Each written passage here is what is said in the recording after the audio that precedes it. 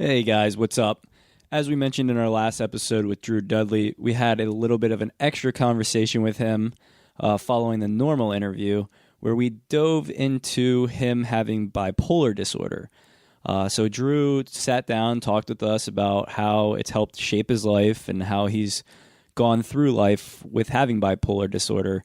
And we found it really interesting, so we wanted to release it to you guys. So please enjoy this 20-minute or so conversation with Drew Dudley in bipolar disorder. And thanks for responding to our tweet. That was awesome. And I know we were ending it, but you brought up the whole bipolar thing, and if you don't want to speak to it or whatever, I understand. But I was kind of wondering, how do you feel that shaped your life a little bit? That's such a long question, and I don't mean to drag this, but just like in a brief instance, how do you feel like something that overwhelming, because it's a massive challenge and it's something that you don't expect, it can happen at any time in your life. How do you feel like that was something that through resiliency has actually been maybe a positive, if at all possible? Yeah, and don't apologize, my friend. I apologize to you guys for taking more of your time, but I love talking about this stuff. The bipolar, yeah. The funny thing about bipolar disorder is that I don't know how much people might know about it, but it used to, or sometimes it's still called manic depression. And what I thought was that manic depression meant you were really depressed, and what I didn't realize is that, as the name suggests, what bipolar disorder means is that you spend your life swinging back unpredictably back and forth between two tremendously different states of being, clinical depression and what they call mania. And I knew, or I thought I knew what depression was, and many people think they do, the idea that it's a sadness, and it's not. It's tremendously more than that. Depression is a darkness. It's just this absence. It's a place that you just honestly feel like you're wrapped in this spider web of sticky something, and you just can't get out. And it's not actually part of you, but it's there on you. And the other half, though, mania, it's like your brain being in, it's almost like it's drunk with confidence and charisma and humor and power. It's like feeling like your brain is on steroids, and people think that that's a good thing, right? The problem is it can get so intense that you actually lose track of what's socially acceptable. Like, you don't think that there'll be any consequences because you figure that everything's worked out before, and you feel like you're just bigger than life. And as a result, you lose touch with what's socially acceptable, and you go on binges of booze or drugs or sex or food. And, this starts to destroy relationships. It starts, families, jobs. And if you don't know what's going on, it's so unbelievably terrifying, because when you're depressed, you know that there's not a reason that you're depressed. Your life can be amazing, and yet you can't get out of it. And when you're manic, you don't even realize that this is how people are perceiving you, because you feel so full of happiness and energy and passion. And I think that the thing that, when I look back at my life, that I realized made it so hard to realize what was going on, was that right before you go into true mania, there's this spot, they call it hypomania, where it's not debilitating, but you still have this feeling that you have another gear. You actually do have another gear that other people don't have. That you're a little bit quicker, you're a little bit more insightful, you don't have to sleep very much, you come up with ideas and are incredibly articulate and charismatic. You literally have a gear that other people don't have. And that can be an amazing benefit.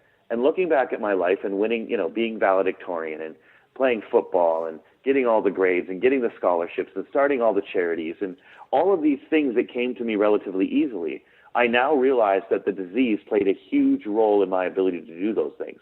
But as you move into your 20s and it stops being hypomanic and it starts becoming depression, and the thing is, now you can't do the things that you come to expect from yourself and that you think other people expect from you.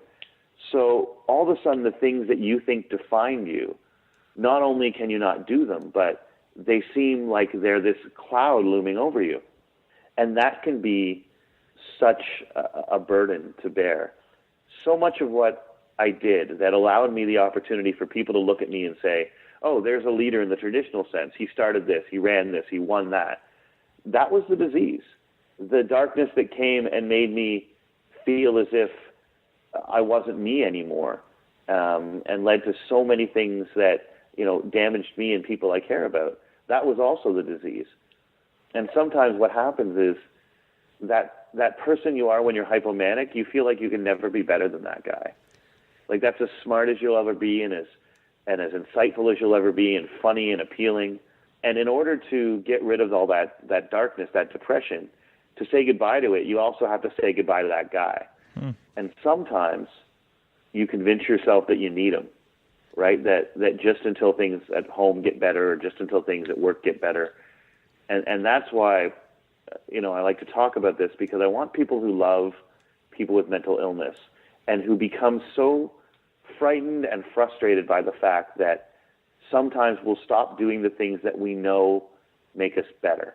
Why on earth, when you have a drug, for instance, that can help stop this, would you ever stop taking it? And what happens is whether it might be the effects of the drugs, you feel like you've lost something you've always had, or you just feel as if you need that person that you become for just a little while. It's hard to explain what it feels like to be less than all the time.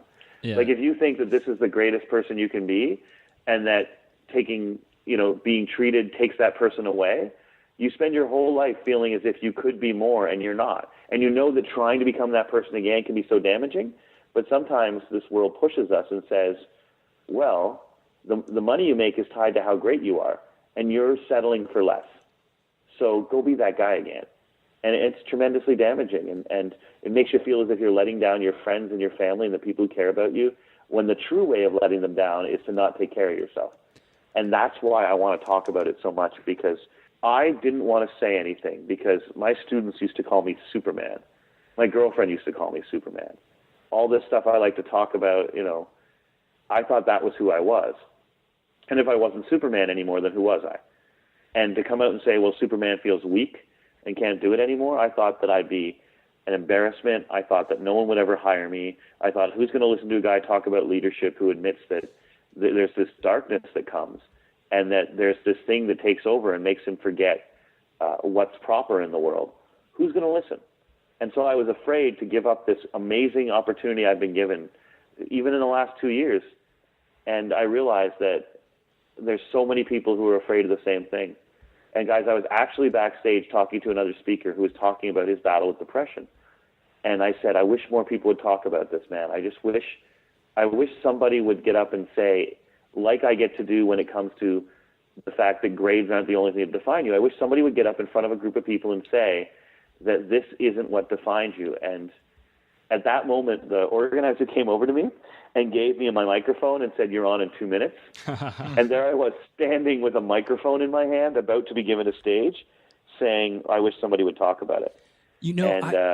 I want to see if there's any research out there, too, that show how many stand-up comedians have this same disorder, because you're pretty much describing them to a T, and you guys really share the same characteristics where, you like to make people laugh, smile, feel better, that kind of stuff, and very confident up on stage and confident in your speech and all that.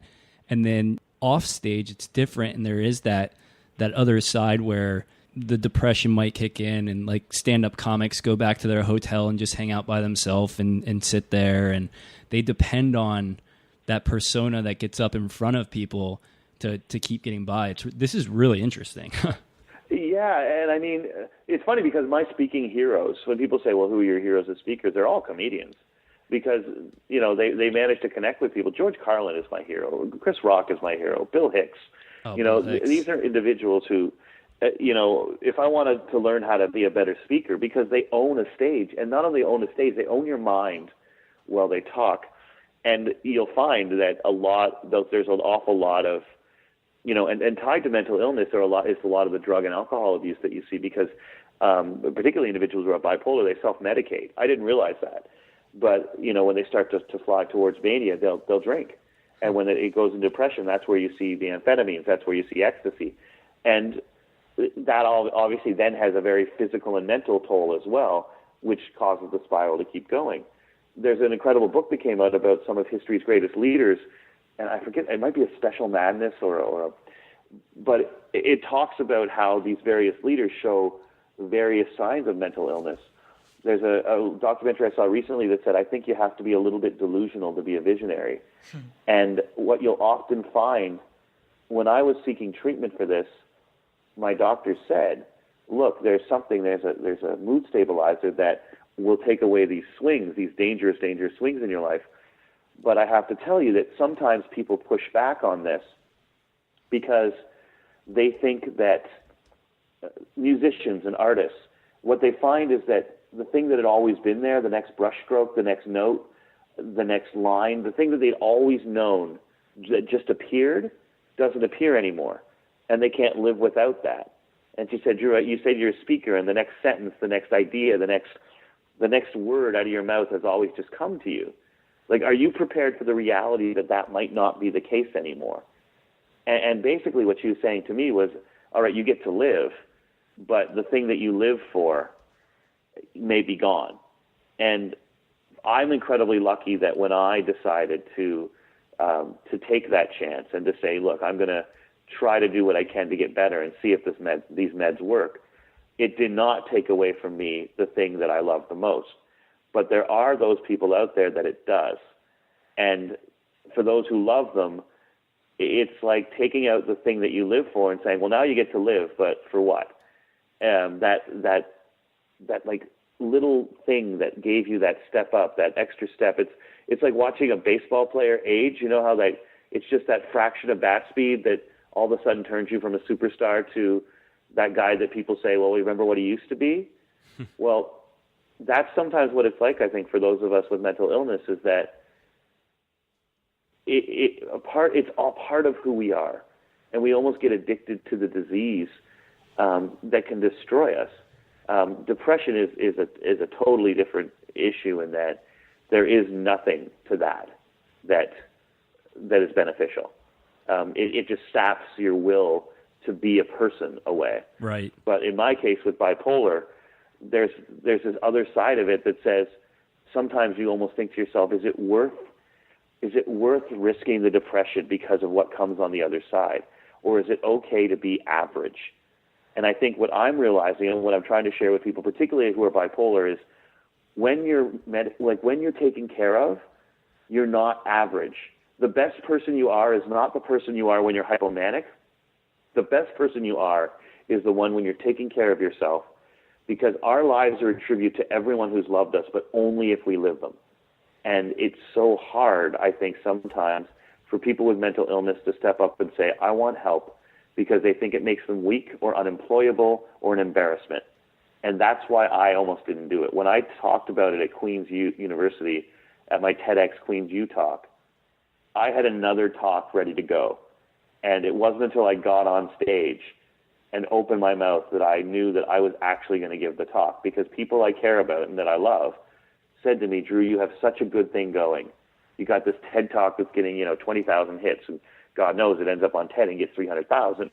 But like, people are coming and saying, oh, speak. You have this platform now to say a really good thing. Why do you also have to share this other thing? Because this other stuff you talk about seems to do good. Like, why can't you just not talk about the other one? And I really thought, maybe they're right, because if it means giving up this chance to talk to guys like you and share these ideas, then, is it worth it? And I realized, I don't know, how can I talk about leadership and recognize there's this thing that needs talking about? And I've been somehow given this ability to tell stories in a way that engage people. How can I talk about leadership on one hand and hide this very important thing on the other? And people are like, oh, well, that took guts. No, it didn't. It just, it didn't take so much guts as it did to be like, wow, I simply can't live with myself if I don't do it. Guts is like stepping up and being like, I shall do this. I don't know how gutsy it is when you're simply like, I can't not do it. Right. If that makes any sense at all. Oh, absolutely. And I'm going to seek out this video too, and we'll throw a link of it up onto our website. If I can't find it, I'll reach out to you and make sure. Oh no, that'd be great, man. And put it up there. And again, we appreciate, diving into this as well. I mean, this is very interesting, and we really appreciate it. And it's been great talking to you, Drew. We wish you the best of luck. Thanks, guys. Sorry I took up so much time. Like I'm sure you got like a huge job editing now. Oh no, that'll be fine. Yeah, don't worry about it. We enjoy it. Guys, thank you so much. I mean, isn't it crazy how Twitter works? Like, I used to think it was the biggest joke, man. Like, why would you do 140 characters? Like, I've met more awesome people on Twitter, and I guess that's what it's supposed to be used for, not just like I do tweeting about the Oscars. But so, what a pleasure, and truly, thank you. It means a lot to be asked to. I mean, come on, like a Smart People podcast. How do you feel bad about spending time doing that? And kudos to you too for being like, the most powerful phrase I think in leadership is "Wouldn't it be cool if?"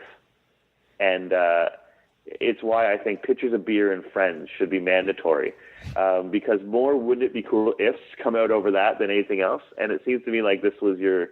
Wouldn't it be cool if? This is absolutely our wouldn't it be cool if over a pitcher of beer. Like, that's actually exactly how it formed. So, hold on a second. Are you guys based in the States? Yes. Yeah. Yep. Yeah. Okay, well, it was over a pitcher of something, but don't you ever dare call that stuff beer. Oh, this is probably good beer, actually. I don't know. We stopped drinking the light beer when we were about 25.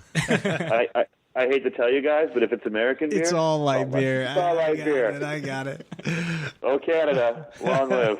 I love it. All right, Drew. Thanks again. Well, I'm sure we'll be in touch soon. All right. All right. Peace. Bye. Hope you guys enjoyed that discussion with Drew. Head on over to smartpeoplepodcast.com. We've linked to his TEDx talk that he referred to on bipolar disorder. Check it out. I think it just goes to show that you can pretty much overcome anything, and we really appreciate Drew taking the time out to talk to us about this personal matter. Make sure to check out another Smart People podcast episode this weekend.